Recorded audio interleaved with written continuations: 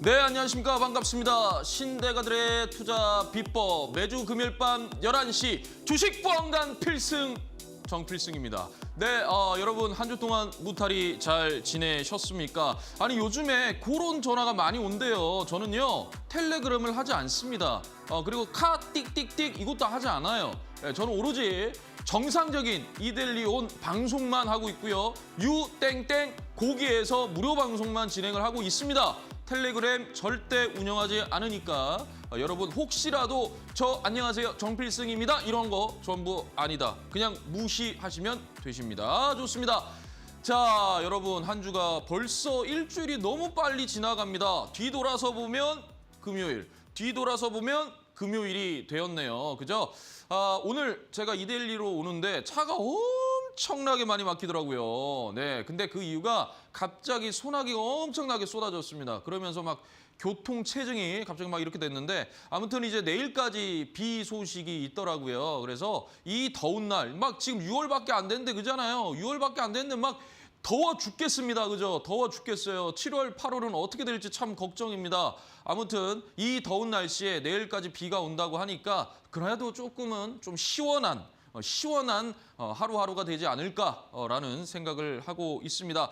자, 여러분 뭐 오늘 시장 좀 어떠셨어요? 이거 정말 갑자기 이스라엘이 레바논, 뭐 헤즈볼라라고 하겠습니다. 거기 또 갑자기 때려가지고 그죠? 4명의 또 피해가 4분이 또 막 돌아가시고 아무튼 이런 4명의 인명 피해가 아무튼 있었습니다. 근데 그 피해는 고스란히 민간인이 받고 있다. 이게 참 마음이 안 좋아요. 아무튼 그것 때문에 또 저기 뭡니까? 벤슨 부통령이 또 스위스 안 가고 그죠? 일단 연기 이게 돼가지고 갑자기 장중에 쫙 늘어버리죠. 오늘 SK 하이닉스 막 7%까지 가고 삼성전자 막 3% 가고 있었어요.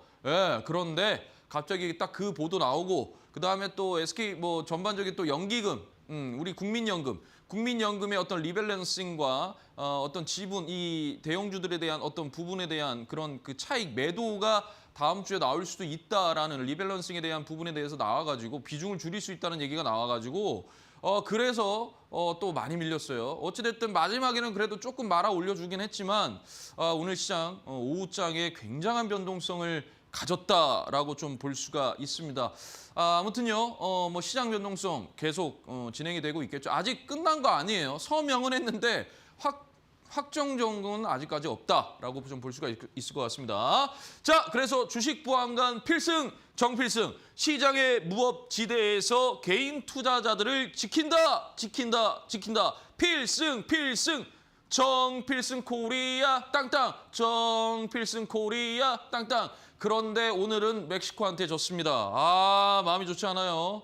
네, 이거 너무 잘했는데 실책으로 한 골을 주고 말았습니다. 마음이 너무너무 안 좋았어요. 아무튼 그래도 그 다음에 또 남아공을 이겨가지고 32강 또 꼭 갈 수 있기를 염원합니다. 자, 좋습니다. 오늘의 시장 한번 살펴보겠습니다. 금리에 대한 부분이에요. 이번 주에 어떻게 보면 가장 중요한 이벤트가 바로 금리, FOMC의 금리에 대한 발표였다라는 건데요. 케빈 허시 연준 신임 의장의 어떻게 보면은 어떠한 방향성, 이 통화 정책에 대해서 어떠한 방향성을 가지고 있는지에 대한 부분을 좀 볼 수 있는 그런 부분이었는데 뭐 파월 때도 그렇고 그 전에도 그렇고 어찌됐든 연준 의장이 첫 취임하고 첫 번째 통화 정책, 요 금리에 대한 발표할 때는 항상 조정이었습니다. 그런데 생각보다는 뭐예요? SK 하이닉스, 삼성전자만 움직여주는, 즉 그거는 제가 좀 이따가 한번 또 말씀을 드릴게요. 자, 보십시오. 자, 일단 첫 번째, 우리 신현송 한국은행 총재께서요. 지금은 빅스텝 상황이 아니다. 빅스텝은 뭡니까? 0.5bp를 갑자기 올려버린다라는 거죠. 올려버린다. 빅스텝 바로 0.5bp를 올려버리겠다. 이러할 상황은 아니다라는 거예요. 이러한 상황은 일단 아니다. 왜? 일단 종전 서명에 대한 부분이 얘기가 나왔고요. 그리고 그로 인해서 유가가 내려가고요. 실질적으로 CPI든 PPI든 그게 유가, 이 부분에 대한 에너지적인 부분이 굉장히 크게 비중을 차지했기 때문에 그런 부분에 있어서는 이렇게까지 올릴 정도는 아니다라고 좀 말을 했던 것 같습니다. 그래도 조금 안정을 좀 했는데요. 자, 그리고 나서 이제 미국 케빈 워시 체제 첫 FOMC에서 금리 또 동결했다.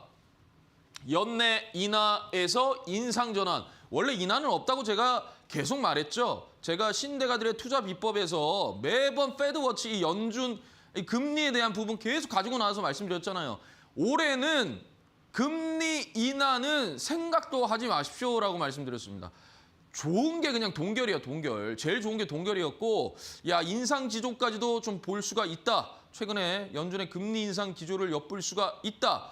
그리고 유럽도, 일본 BOJ도 전부 금리 인상 했잖아요, 그죠? 그러면 우리나라도 이제 금리 인상 얘기가 나오고, 그러면 당연히 미국 시장, 미국의 FOMC도 연준도 결국에 뭡니까? 금리 인상을 할 것이다. 제가 계속 이 자리에서 지난주에도 말씀드리고 지난주에도 말씀드리고 계속 말씀드리고 있지 않습니까? 금리를. 결국에는 제가 생각했던 방향성으로 갔던 거예요. 자, 보게 되면 올 들어 4차례 연속 동결이다. 위원 18명 중 사실 19명이에요. 19명입니다. 케빈 워시 포함해서 19명이에요. 근데 케빈 워시는 점도표를 찍지를 않았어요. 18명만 찍었습니다. 18명만 찍고 케빈 워시는 점도표를 찍지를 않았어요. 케빈 워시는 점도표를 앞으로 공개하지 않을 거라는 그런 의중까지 보여줬습니다. 그게 이제 시장에 직접적으로 관여를 하지 않고 또 불확실성에 대한 부분이 있기 때문에 결국엔 뭡니까? 하지 않겠다. 이건데 사실 그게 더 불확실하죠. 그죠? 무슨 꿍꿍인지를 모르니까요. 그죠? 자, 어찌됐든 절반이 연내 금리 인상을 전망을 했다. 여기 18명 중에 9명이 금리 동결 또는 금리 인하였고요. 여기에서 6명이 1회 금리 인상, 그리고 3명이 뭡니까?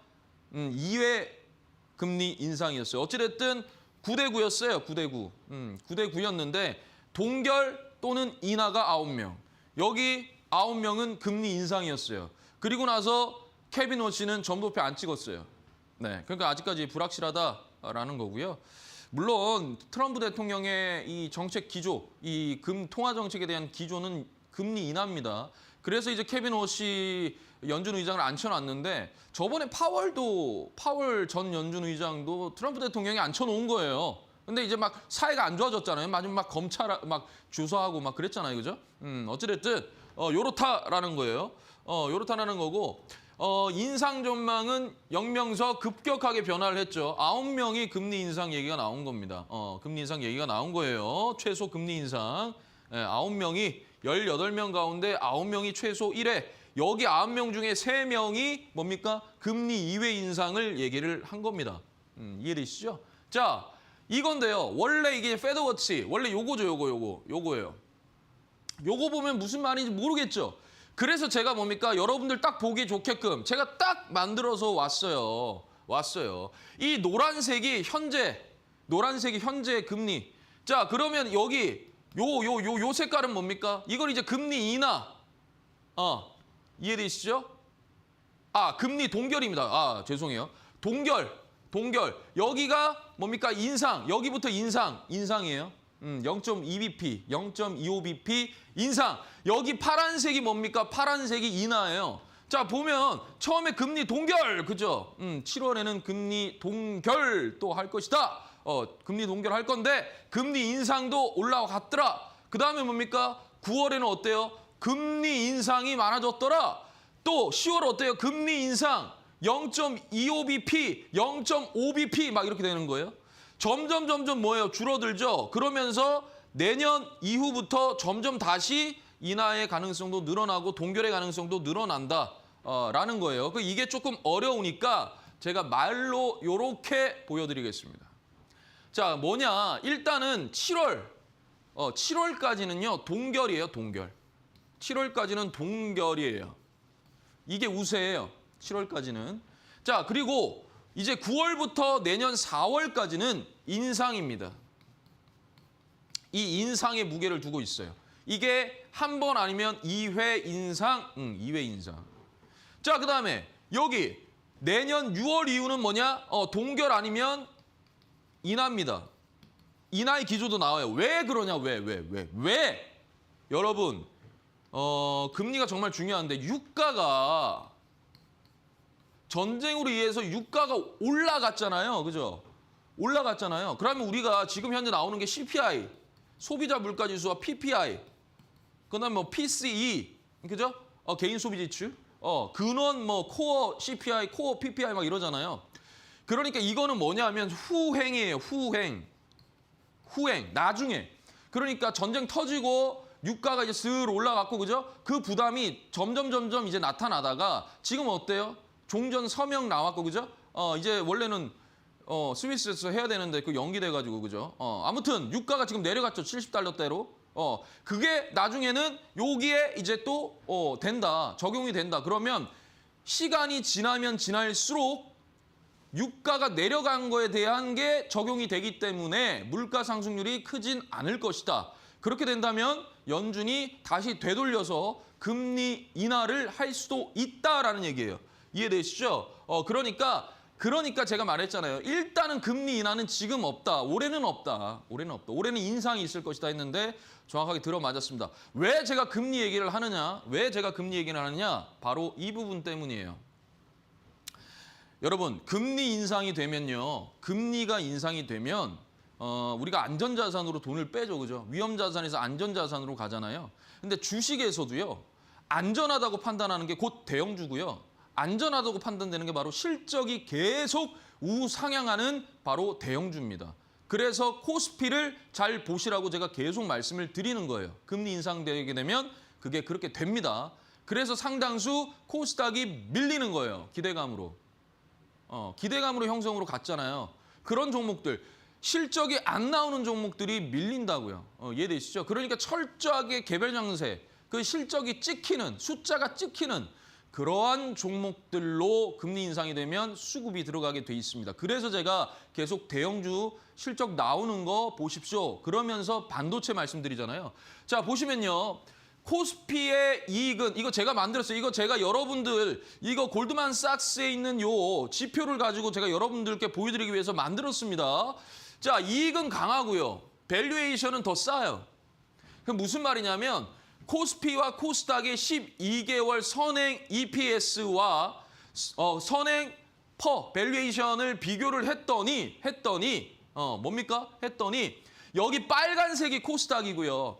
여기에서 이렇게 올라간 게 코스피예요. 뭐예요? 이익은 EPS가 코스피가 훨씬 좋아요. 그죠? 코스피가 훨씬 좋아요.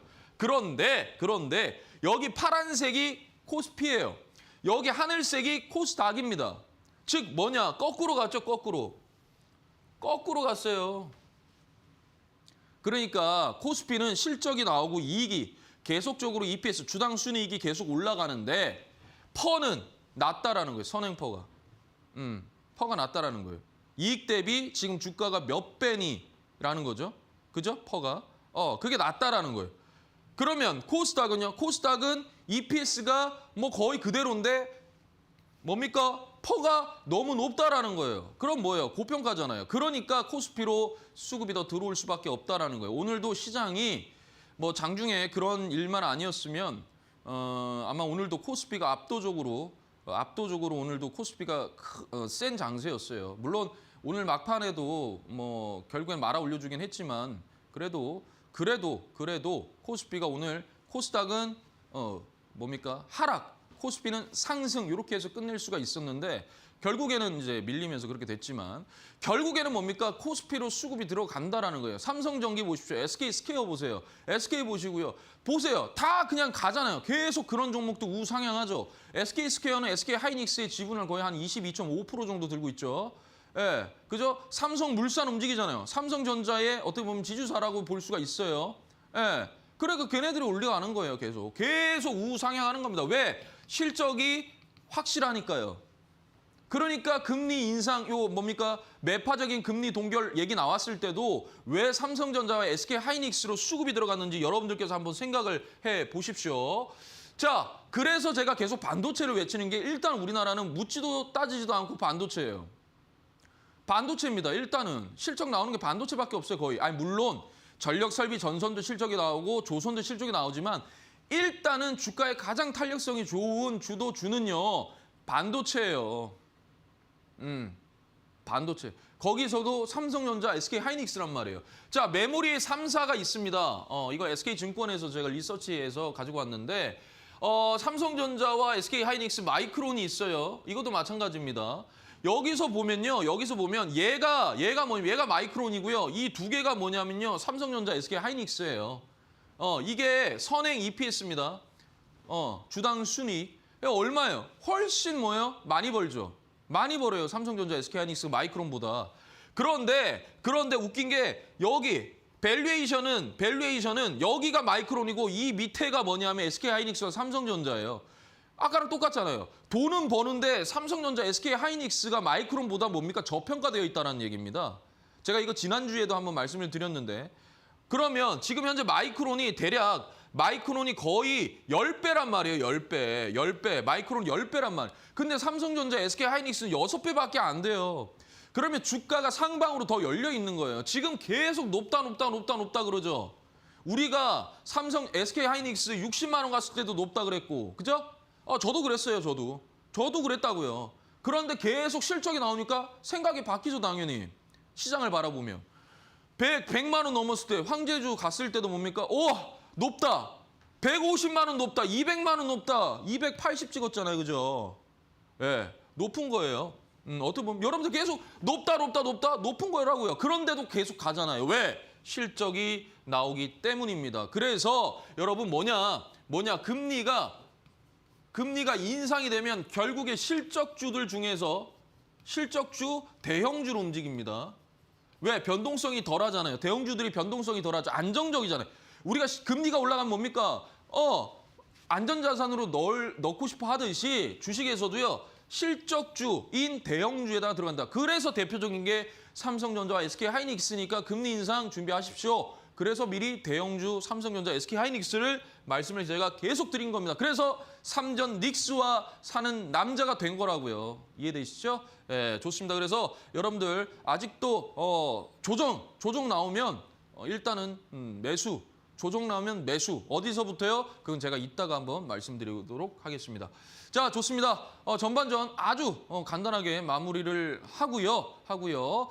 자, 아래에 보이시면 QR코드가 있습니다. 거기에 카메라 이렇게 가져다 대시면 링크가 뜹니다. 그 링크 타고 들어오시면 제 M밴드 공부방으로 들어오실 수가 있고요. 제가 거기에 다양한 자료를 올려드리니까 많은 분들 좀 참고 많이 하셨으면 좋겠습니다. 많이 가입을 해 주십시오. 좋습니다. 저는 그럼 잠시 전하는 말씀 듣고 바로 찾아뵙도록 하겠습니다.